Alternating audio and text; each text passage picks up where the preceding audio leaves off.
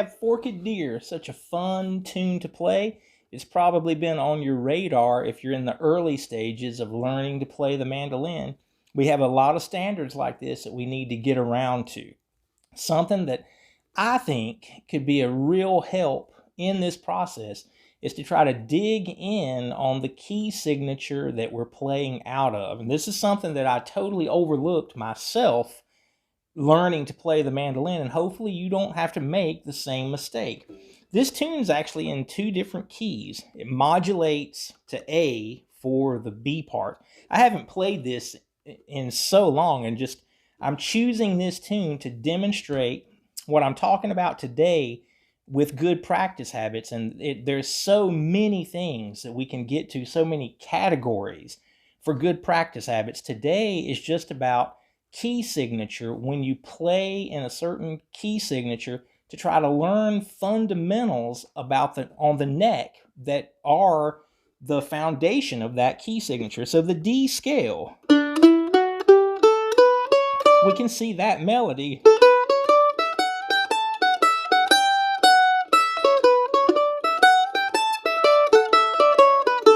This isn't going to be a session about playing Forked Deer. We're just seeing that that's in D. So let's play that scale from the lowest note. Those notes, open, 2, 4, 6. On the G string, that's a G note, A note, B note at the 4th fret, C sharp at the 6th fret. Those are also intervals of the D scale.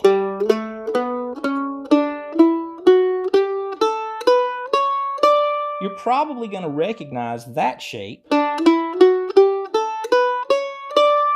It might be the most important shape on the mandolin. I have a video about that, and also a video about playing scales from the lowest interval. So let's go ahead and finish up in first position. Open, 2, 3, 5. Those fret numbers, that's an E, F sharp, G, and an A note. So here's what you would want to do if you were practicing Forked Deer, is flip from one of these to the other. Practice the melody, what I just played at the front of the video. Play the tune, and then play the fundamental, play the scale that you're working out of.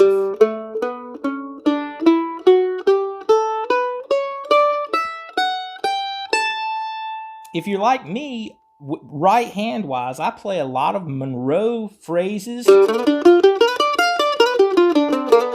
that require all down direction with the pick. So a lot of times I practice that with a scale.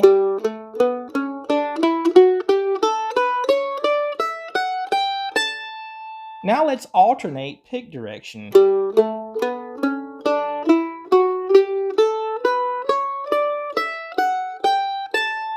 Okay? And if you're still having trouble with the memorization of this, then tremolo the entire scale.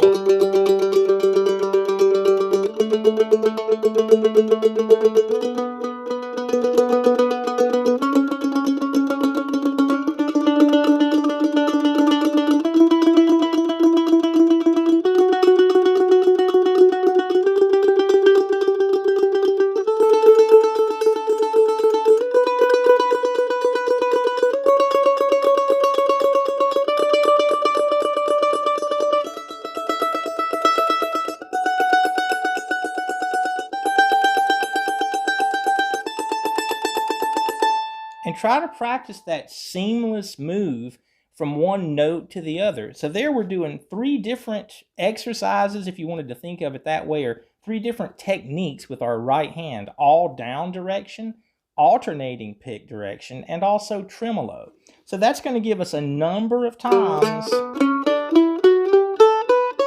these scales in first position from the lowest note. You have to know them, and the way to get there is like you just want to tattoo that shape into your brain. I have a video about scales from the lowest note, and it covered, I think it's E, F, G, and A are all in that video. This happens to be the D scale from the lowest note. Another video that I did about playing dark modes, I chose the F scale there to make the example so that eventually all 12 of these are going to be found somewhere in the videos on this channel. But for today, we're talking about D because Forked Deer is in D, so we're working on that key signature.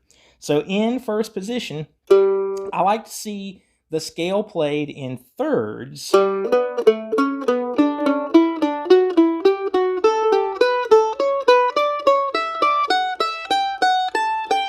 Just staying in first position, the same number of intervals that we played before. If you haven't done that exercise, it would be great. Some people, you may need to start out with play 3 notes, 3 notes, 3 notes,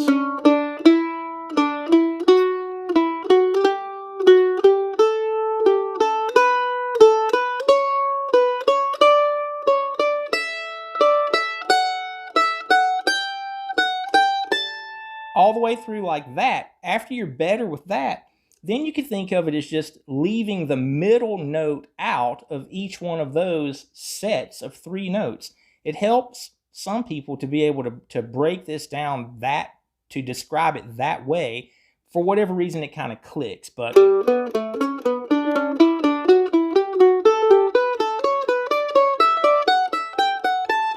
that is what you want to get to the point that you're able to do, is to play through in thirds like that.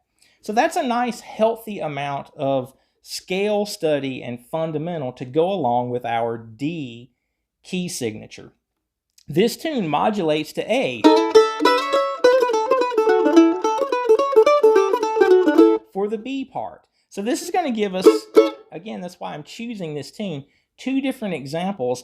And I want to, instead of that fundamental of A, because we've talked about that, I did, like I said, on the scales from the lowest note video.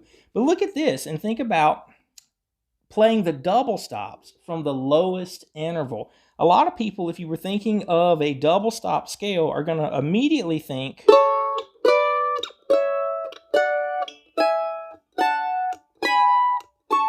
that's the bowl of gravy version of it, because we're basing it.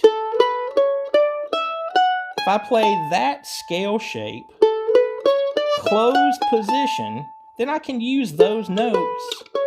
If I played all of those notes with my ring finger,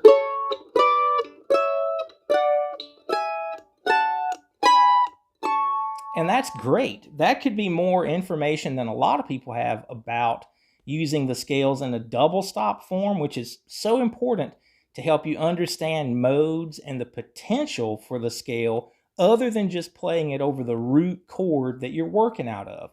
So here's an example of I'm going to play the A double stop scale from the lowest interval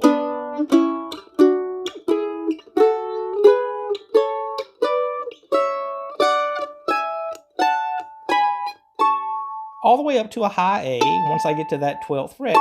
That's really the scale that we want to know, because some part of this, when we're playing up here, that sound of D, it could be a little spongy, especially depending on the mandolin that you have. That D has a completely different sound in first position.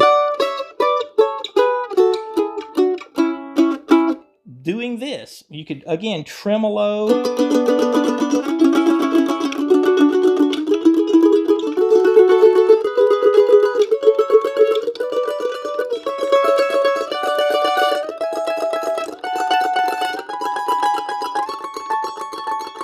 We tend to slow down when we play tremolo. Get this memorized with your left hand.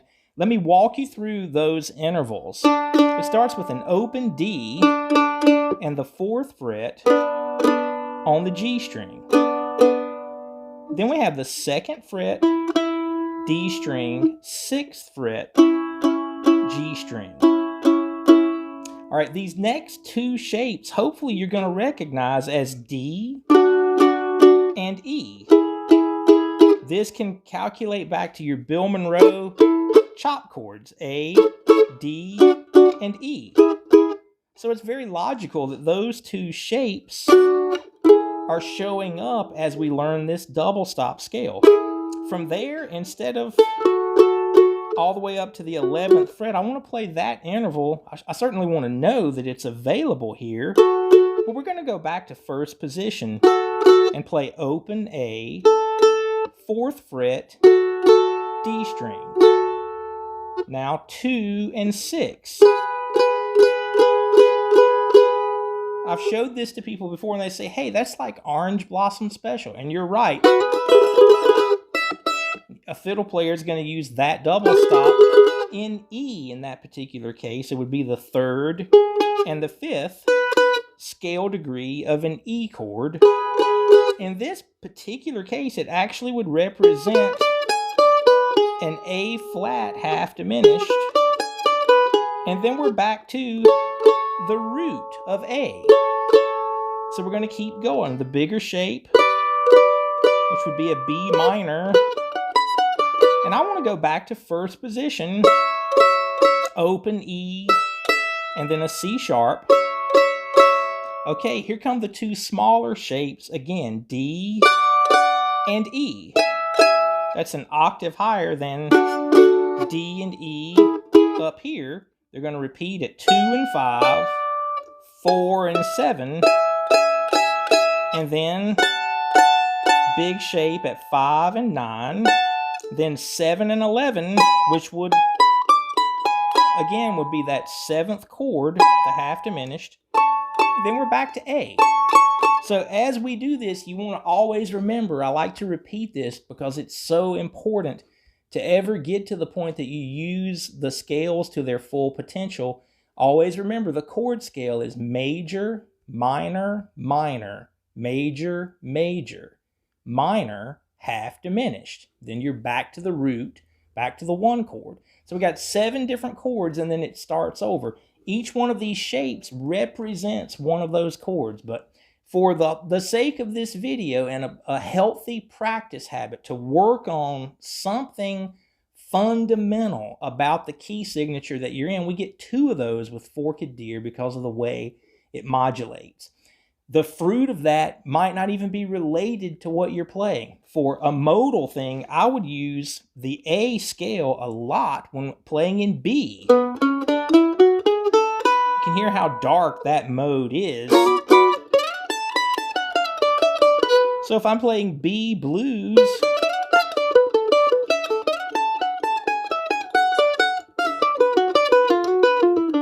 I just use those double stop shapes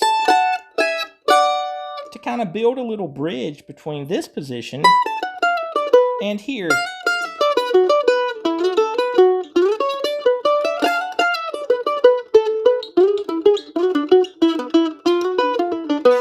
There I was doing the same thing on the G and D strings. So each line of these double stops, they're going to present different things that you pick up in certain key signatures that you happen to play out of. There's a lot of contemporary bluegrass in B that has an underlying darkness, even if it's not technically in a minor chord. So you might find working on these double stops in A as part of your practice sessions for Forked Deer, then lending it to you for completely different thing musically. That's why it's so important to understand these modes and to have these fundamentals under your fingers. Okay? I really hope this helps. I hope all the videos help. If you get something out of it, give me a like on it or subscribe to the channel. I'm Wayne Benson, and this has been Wayne's World of Mandolin.